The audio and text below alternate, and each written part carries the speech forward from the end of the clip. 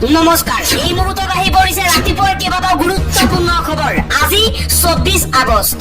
অসমৰ লগতে ভাৰতৰ বিভিন্ন প্ৰান্তৰ পৰা এনেধৰণৰ খবৰসমূহ নিতৌ চাবৰ কাৰণে চেনেলটো ছাবস্ক্ৰাইব কৰি ভিডিঅ'টোত এটা লাইক কৰি দিব। পৰৱৰ্তী খবৰ, দেশৰ 40% মুখ্যমন্ত্ৰীৰ বিৰুদ্ধে আছে অপৰাধমূলক গোচৰ। বিস্ফোৰক তথ্য কেন্দ্ৰৰ প্ৰতিবেদন। সংবিধান সংশোধনী বিধেয়কক লৈ দেশজুৰি চলি থকা বিতৰ্কৰ মাজতেই এক চাঞ্চল্যকৰ প্ৰতিবেদন পোহৰলৈ আহিছে। এই বিধেয়কত উল্লেখ আছে যে কোনো অপৰাধমূলক গোচৰত যদি কোনোবাই 30 দিন কাৰাগাৰত বন্দী হয় তেন্তে তেওঁক পদত্যাগ কৰিবলৈ বাধ্য কৰা হ'ব। এই নিয়ম প্ৰধানমন্ত্ৰী, মুখ্যমন্ত্ৰী বা মন্ত্ৰীসকলৰ ক্ষেত্ৰতো প্ৰযোজ্য হ'ব। বিৰোধীয়ে অভিযোগ কৰিছে যে মোদী চৰকাৰে এই বিধেয়কক অস্ত্ৰ হিচাপে ব্যৱহাৰ কৰি ৰাজ্য চৰকাৰসমূহ উফৰাই পেলাবলৈ চেষ্টা কৰিছে। এনে পৰিস্থিতিত দেখা গৈছে যে দেশৰ মুঠ 30 গৰাকী মুখ্যমন্ত্ৰীৰ ভিতৰত 12 গৰাকীৰ বিৰুদ্ধে অপৰাধমূলক গোচৰ আছে, যিটো মুঠ মুখ্যমন্ত্ৰীসকলৰ 40%। প্ৰতিবেদন অনুসৰি সৰ্বাধিক গোচৰ থকা মুখ্যমন্ত্ৰী হৈছে তেলেংগানাৰ ৰেৱন্ত ৰেড্ডী, যাৰ বিৰুদ্ধে 89টা গোচৰ। দ্বিতীয় স্থানত আছে তামিলনাডুৰ MK ষ্টেলিনৰ 47টা গোচৰ। NDAৰ অংশীদাৰ অন্ধ্ৰপ্ৰদেশৰ চন্দ্ৰবাবু নাইডুৰ বিৰুদ্ধে 19টা। কৰ্ণাটকৰ সিদ্ধাৰামায়াৰ বিৰুদ্ধে 13টা। ঝাৰখণ্ডৰ হেমন্ত সোৰেনৰ বিৰুদ্ধে 5টা। মহাৰাষ্ট্ৰৰ দেৱেন্দ্ৰ ফাডনাভিছৰ বিৰুদ্ধে 4টা। হিমাচল প্ৰদেশৰ সুখবিন্দৰ সিঙৰ বিৰুদ্ধে 4টা। কেৰালাৰ পিনাৰায়ী বিজয়নৰ বিৰুদ্ধে 2টা। পঞ্জাবৰ ভগৱন্ত মানৰ বিৰুদ্ধে 1টা অপৰাধমূলক গোচৰ আছে। ইয়াৰ উপৰিও প্ৰধানমন্ত্ৰী মোদীৰ মন্ত্ৰীসভাৰ 71জন মন্ত্ৰীৰ ভিতৰত 28 জনৰ বিৰুদ্ধেই অপৰাধমূলক গোচৰ চলি আছে।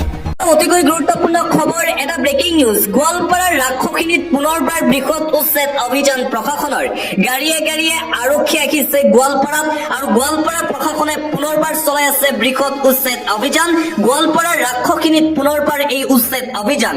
বলডজাৰৰ শব্দত কঁপি উঠিছে গোৱালপাৰাৰ ৰাক্ষসখিনি। গাড়ীয়ে গাড়ীয়ে আহিছে বিশাল আৰক্ষী বাহিনী। মুঠতে বেদখলকাৰীৰ বিৰুদ্ধে দয়া নাই, ক্ষমা নাই নীতি। দোকান পোহাৰ সকলোতেই হ'ব উচ্ছেদ, ভাঙি দিয়া হ'ল সকলো ঘৰ। আৰু পুনৰবাৰ গোৱালপাৰাত দেখিবলৈ পোৱা গৈছে এই উচ্ছেদ অভিযান। অন্য এটা খবৰ, উজনি অসমত নগাই চলাব উচ্ছেদ অভিযান। এইবাৰ গোলাঘাটৰ মেৰাপানীত 83টা পৰিয়ালত নগাই চলালে জৰীপ। এবাৰ অসমৰ মাটিত নগাই উচ্ছেদ অভিযান চলাবলৈ সাজু হৈ পৰিছে। নগাৰ দুৰ্বৃত্তৰ এই কাণ্ড। উজনি অসমত নগাই চলাব এইবাৰ উচ্ছেদ অভিযান। মেৰাপানীত 83টা পৰিয়ালত নগাই চলালে জৰীপ।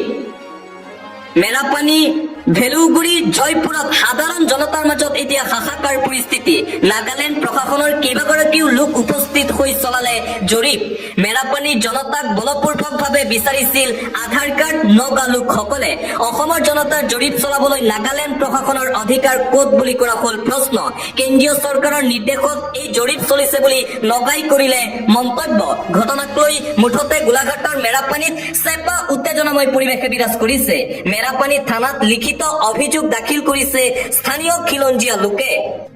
নগাৰ এনে কাণ্ডৰ পিছতেই নগাৰ বিৰুদ্ধে এক সংগ্ৰাম ঘোষণা কৰিছে জাতীয় সংগঠনে। নগাৰ কবলত অসমৰ বৃহৎ এলেকা নগাক খেদিবলৈ এইবাৰ ওলাই আহিছে অসমীয়া যুৱ মঞ্চ।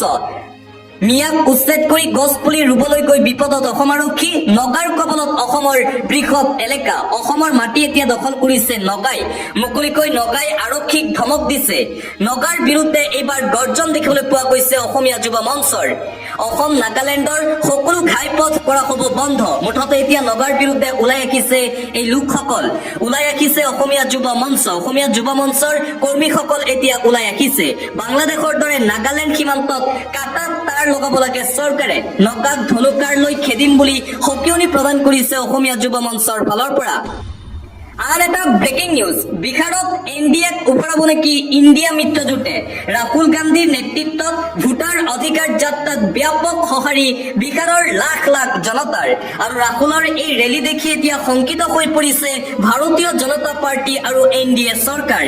এক ব্যক্তি এক ভোটৰ সুৰক্ষাৰ বাবে বিহাৰত ৰাহুল গান্ধীৰ তীব্ৰ প্ৰতিবাদী ৰেলী।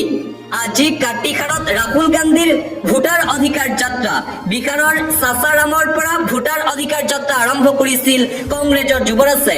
16 দিনীয়াকৈ ওলোৱা এই যাত্ৰাই সামৰি ল'ব 1300 কিলোমিটাৰ দৈৰ্ঘ্য। আজি কাটিহাৰত আৰজেডি নেতা তেজস্বী যাদৱ, ইমৰান প্ৰতাপ গড়ি আৰু কেইবাগৰাকীও নেতাই কৰিব প্ৰতিবাদ। কানহায়া কুমাৰ আৰু পাপ্পু যাদৱ সহ একাধিক বিৰোধী নেতাৰ অংশগ্ৰহণ। 1 ছেপ্টেম্বৰত পাটনাত এক বৃহৎ ৰেলীৰে সামৰণি পৰিব ভোটাৰ অধিকাৰ যাত্ৰা। 16 দিনত এই যাত্ৰাই সামৰিব 20ৰো অধিক জিলাৰ 1300 কিলোমিটাৰ পথ। আৰু এই ৰেলী দেখাৰ পিছতে এতিয়া শংকিত হৈ পৰিছে ভাৰতীয় জনতা পাৰ্টি, মোদী আৰু অমিত শ্বাহ।